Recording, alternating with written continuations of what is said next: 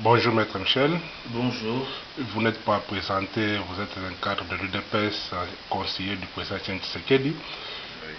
Comme l'actualité l'oblige aujourd'hui, Maître, vous avez suivi les discours du président Kabila.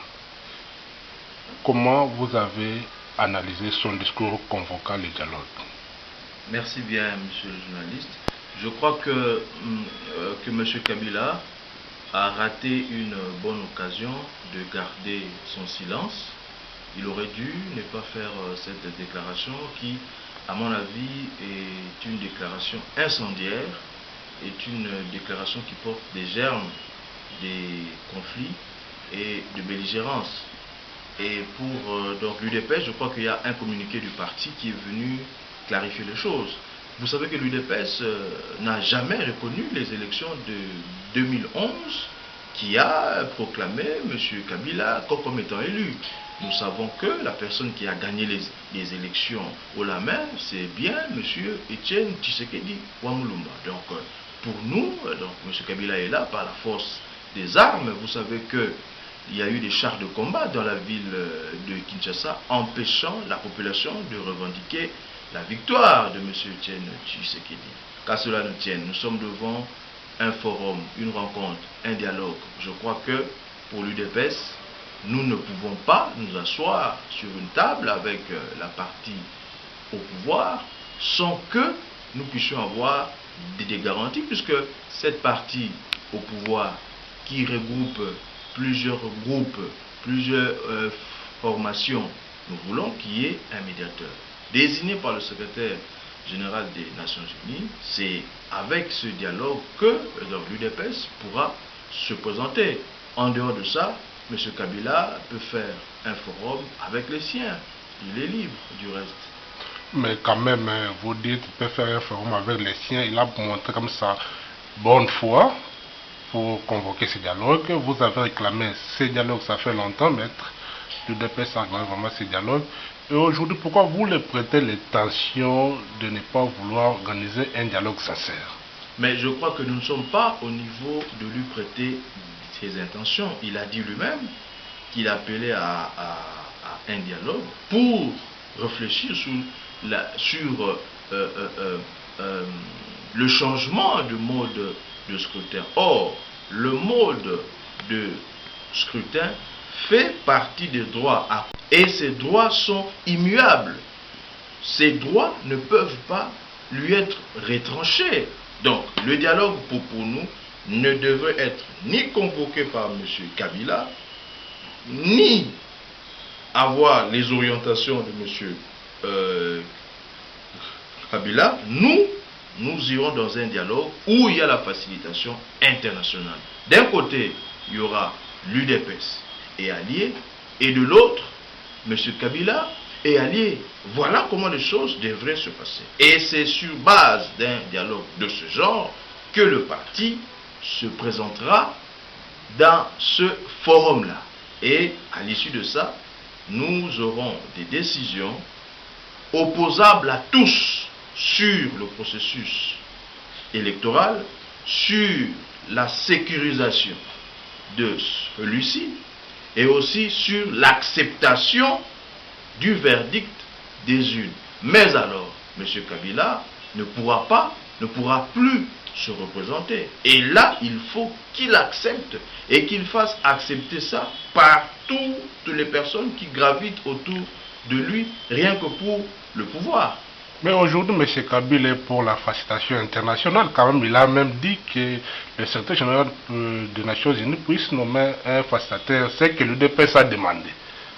Et non. Pourquoi vous rejetez tout ça? Non. Nous ne sommes pas derrière les propos de M. Kabila. Nous sommes sur les faits. Les faits nous démontrent le contraire. Et d'ailleurs, moi, je pense que le discours de M. Kabila est une autre manière de nous dire qu'il ne veut pas du dialogue. Parce que s'il voulait réellement d'un dialogue franc, il n'allait pas s'évertuer à faire ce genre de discours. Alors, si tel est le cas, eh bien, il fera ce dialogue seul avec ses alliés qui sont connus. Nous, l'UDPS, nous voulons un dialogue franc pour l'intérêt supérieur de ce peuple qui a tant souffert. Aujourd'hui, l'ultimatum de l'UDPS a expiré depuis le 30 novembre.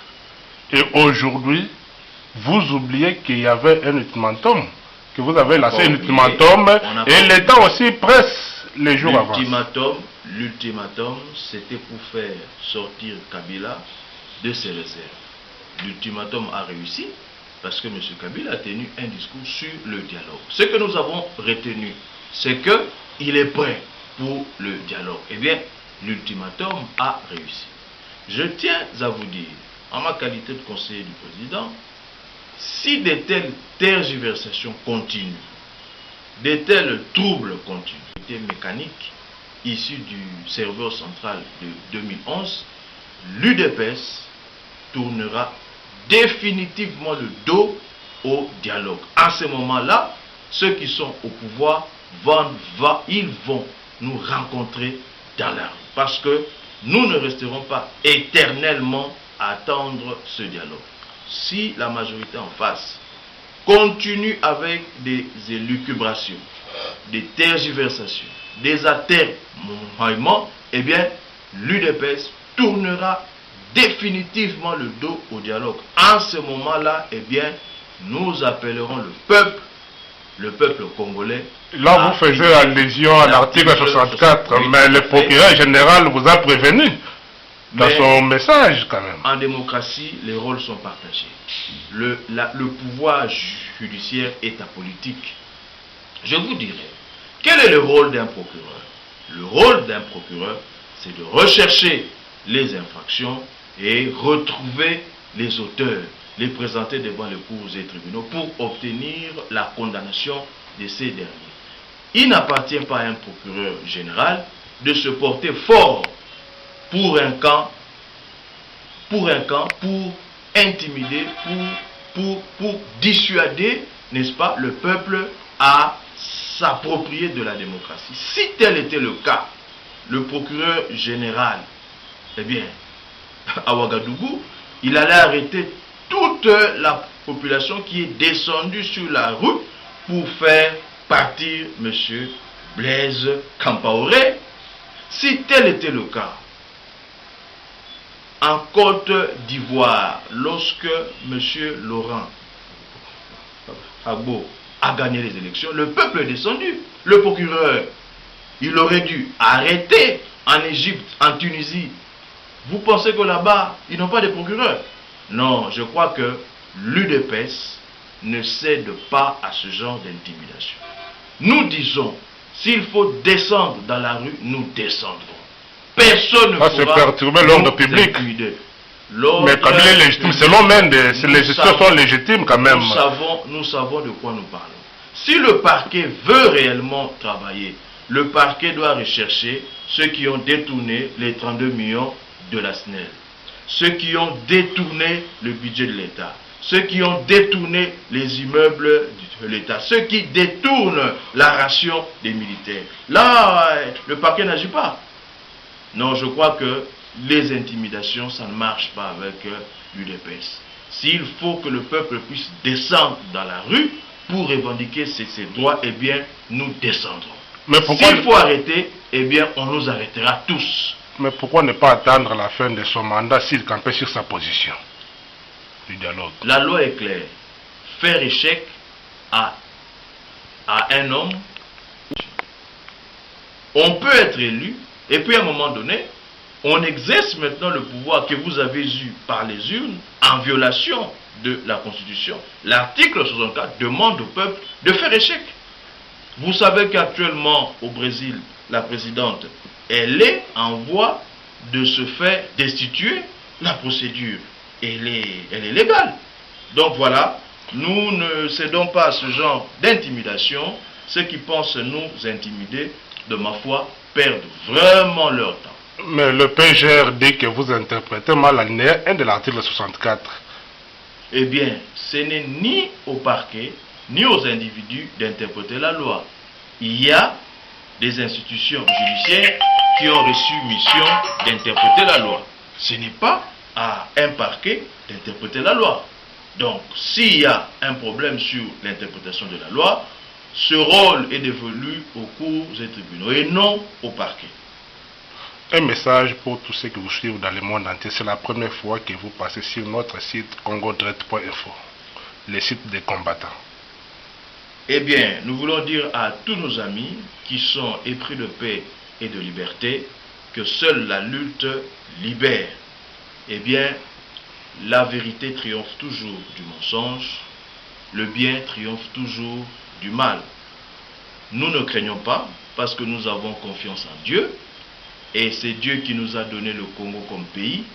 Nous ne laisserons personne marcher sur notre tête, d'où qu'il vienne et qui qu'il soit. L'UDPS avec le peuple, nous voulons revendiquer la liberté, la dignité et que le peuple congolais puisse vivre en paix sur la terre que Dieu lui a donnée. Voilà. C'était Maître Michel Ablavi, conseiller du président Etienne Tshisekedi. Vous êtes beaucoup à nous suivre sur congodirect.info partout dans le monde, au Canada, en Angleterre, Pasteur Kanda Sylvain, Marianne Ngoyi, à Bruxelles, Daniela Victor Acerta, Rosé le Peuple d'abord, Pinos Kabouy à Paris. Vous êtes beaucoup, Papa Godé en Hollande et Maman Bibiche. On est ensemble. Merci beaucoup, maître. Merci bien.